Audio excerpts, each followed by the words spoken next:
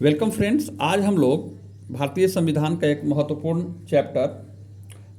अध्याय fundamental rights मौलिक अधिकार का अध्ययन करेंगे। Fundamental rights.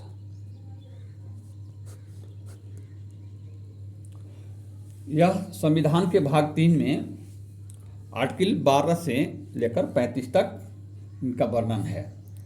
तो फंडामेंटल राइट्स, सबसे पहले हम जानेंगे कि फंडामेंटल राइट्स हैं क्या। फंडामेंटल राइट्स वैसी मानवीय अधिकार हैं जिनका हमें संविधान जो है प्रत्येक नागरिक को उसका गारंटी देता है, उसका सुनिश्चित करता है फंडामेंटल राइट को। These are human rights enshrined in the constitution of India which are guarantee to all citizens. अब फंडामेंटल राइट 7 तरह के थे। शुरू में जब संविधान लागू हुआ था तो 7 तरह के मौलिक अधिकार थे, लेकिन 44वें संविधान संशोधन द्वारा संपत्ति के अधिकार को मौलिक अधिकार से हटा दिया गया, उसे अब विधिक अधिकार का दर्जा दिया गया है। अब आर्टिकल फंडामेंटल राइट्स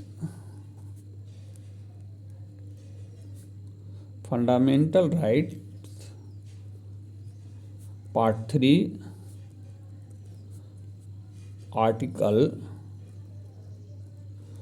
12 से 35 इसमें वर्णन है। लेकिन बेसिकली जो फंडामेंटल राइट्स हैं वो 14 से शुरू होते हैं। तो आर्टिकल 12 और 13 में क्या है उसको भी जानना हमें जरूरी है। आर्टिकल अनुच्छेद 12 में जो है उसमें राज्य को परिभाषा दिया गया है, राज्य को परिभाषित किया गया है, जिसमें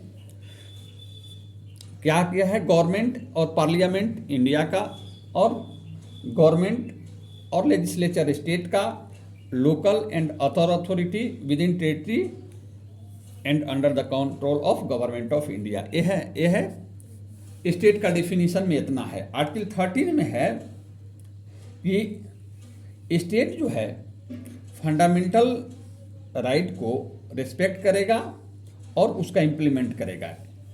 it enjoins the duty on the state to respect and implement the fundamental rights. अच्छा, आर्टिकल 13(2) में लिखा हुआ है कि स्टेट कोई भी कानून ऐसा नहीं बनाएगा जो फंडामेंटल राइट को एब्रोगेट करता है, कम करता है या खत्म करता है। अब सबसे पहला आर्टिकल 12 हम लोग देख लिए। आर्टिकल 12 डेफिनेशन ऑफ स्टेट दिया गया है। और आर्टिकल 13 में duty of state to respect and implement fundamental rights है। अब आर्टिकल 14 से 18 तक है राइट टू इक्वलिटी। इसको हिंदी में बोलते हैं समता का अधिकार। समता का अधिकार। कानून की नज़र में सभी नागरिक जो हैं सो समान हैं। इसमें राज्य कोई डिस्क्रिमिनेशन कास्ट, क्रीड, रिलीजन के आधार पर नहीं करेगा। ये आर्टिकल 14 से 18 में वर्णन है। आर्टिकल 19 से 22 तक है राइट टू फ्रीडम।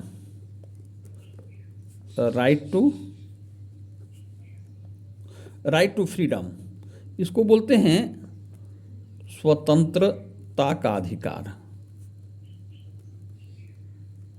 स्वतंत्रता का अधिकार में डिफरेंट का है, जैसे कि फ्रीडम ऑफ स्पीच, बोलने की स्वतंत्रता, फ्रीडम ऑफ एक्सप्रेशन, अपना भाव व्यक्त करने की स्वतंत्रता, freedom to assembly without arms, बिना आर्म्स के हम लोग कोई असेंबली कर सकते हैं। Freedom to practise any profession, हम लोग कोई काम कर सकते हैं। और हम लोग भारत के किसी भी क्षेत्र में रह सकते हैं। लेकिन पहले एक एक्सेप्शन था कि हम लोग जम्मू कश्मीर में नहीं रह सकते थे, लेकिन आर्टिकल 370 के हटने के बाद वहाँ से भी आदमी रह सकता है।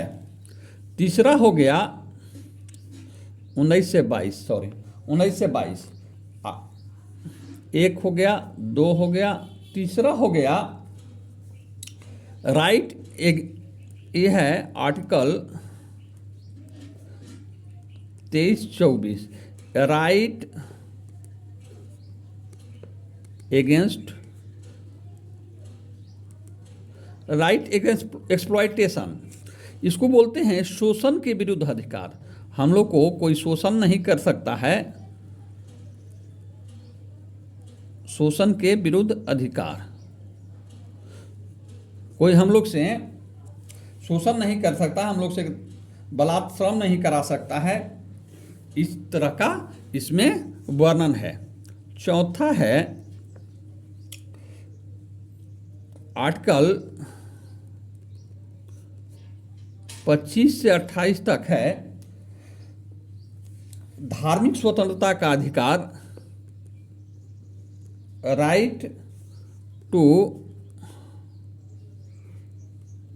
फ्रीडम ऑफ रिलीजन, इसको बोलते हैं धार्मिक स्वतंत्रता का अधिकार। हम लोग अपने मान्यता के अनुसार अपना धर्म मना सकते हैं, इसमें किसी तरह का कोई भी बंदिश या रोक सरकार नहीं लगा सकती है। और किंतु सरकार का कोई धर्म नहीं है, क्योंकि हम लोग का स्टेट सेकुलर स्टेट है, सेकुलर देश है। पांचवा जो है वो है आर्टिकल 29 से 30 तक जो है सो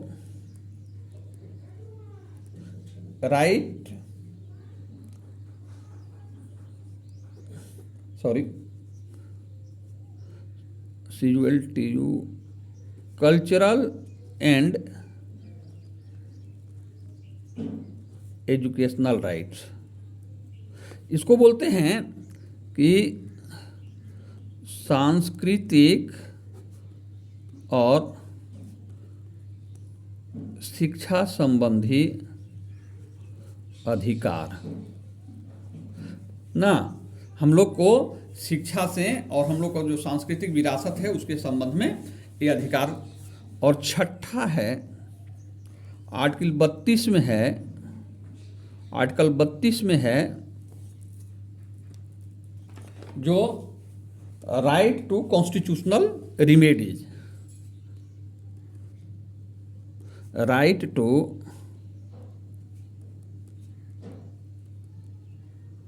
कॉन्स्टिट्यूशनल रिमेडीज। इसमें क्या है, संवैधानिक उपचारों का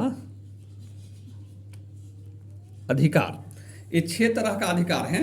अब हम लोग के बीच में आया कि आर्टिकल 31 में क्या था, तो आर्टिकल 31 में संपत्ति का अधिकार था, अभी बताए, जिसको 44वें संविधान संशोधन द्वारा हटा दिया गया, विलोपित कर दिया गया।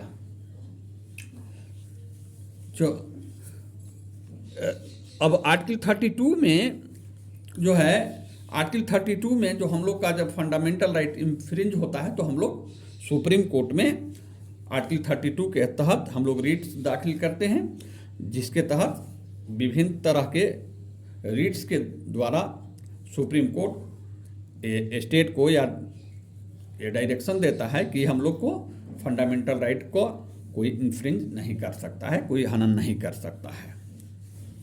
आर्टिकल 226 के तहत हाईकोर्ट को भी अधिकार है कि वो फंडामेंटल राइट इंफ्रिंज होने पर अपना रिट्स जारी कर सकता है। अभी इस संबंध में फंडामेंटल राइट के संबंध में जो समय समय पर सुप्रीम कोर्ट के डिफरेंट गाइडलाइंस भिन्न केस में दिए गए हैं, जिसका अध्ययन भी हम लोग को जरूरी है। सबसे पहला केस इस संदर्भ में जो सबसे इम्पोर्टेंट है 1965 में सज्जन सिंह का केस है, जिसमें सुप्रीम कोर्ट ने कहा था, Sajjan Singh case, SAGGN, Sajjan Singh case 1965 में, इसमें सुप्रीम कोर्ट कहा कि parliament can amend any part of the Constitution including fundamental rights.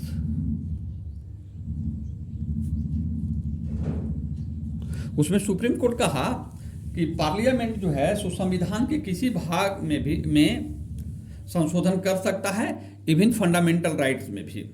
लेकिन ठीक इसके 3 साल बाद 1967 में गोलकनाथ केस में सुप्रीम कोर्ट ने अपने पहले वाले ऑर्डर को रिवर्स कर दिया। उसने कहा कि संविधान में संशोधन कर सकता है, किंतु फंडामेंटल राइट से छेड़छाड़ करने का अधिकार पार्लियामेंट को नहीं है। ठीक, लेकिन इसके बाद इसमें केशवानंद भारती केस 1973 इस संबंध में लैंडमार्क केस है। केशवानंद भारती केस में एक नया डॉक्ट्रिन आया, सुप्रीम कोर्ट ने दिया, डॉक्ट्रिन ऑफ बेसिक स्ट्रक्चर, जिसमें सुप्रीम कोर्ट ने कहा कि no doubt parliament can amend any part of the constitution but it can not abrogate the basic structure of the constitution. Parliament संविधान के किसी भी पार्ट में संशोधन कर सकता है, लेकिन पार्लियामेंट को संविधान के मूल ढांचा से छेड़छाड़ करने का कोई अधिकार नहीं है। केशवानंद भारती केस अपने आप में एक बहुत बड़ा डिसीजन है, और अब तक सुप्रीम कोर्ट में जो सबसे लार्जेस्ट बेंच बना, 13 जजों का बेंच, वो इसी केस में बना था, और 7-6 के रेशियो से ये जजमेंट पास किया गया। एक्चुअली केशवानंद भारती जो थे साउथ इंडिया के केरला के एक मठ के प्रमुख थे, और उस समय मठ से संबंधित राज्य सरकार केरल 2 एक्ट पारित किया था, जिसमें मठ का नियंत्रण और का अधिकार सीमित किया, अपने पास लेना चाह रहा था, सीमित करना चाह रहा था। उसी के संदर्भ में केशवानंद भारती ने सुप्रीम कोर्ट में केस किए थे, जिसमें 7:6 के रेशियो से सुप्रीम कोर्ट जो है ये बताया कि राज्य संविधान के किसी भी भाग में संशोधन कर सकता है, किंतु वह संविधान के बेसिक स्ट्रक्चर, मूल ढांचा में से छेड़छाड़ नहीं कर सकता है। आशा है आप सभी से समझ गए होंगे, और इसे प्रैक्टिस करें, वीडियो को लाइक करें, चैनल को सब्सक्राइब करें तथा अपने दोस्तों में शेयर करें। Thank you.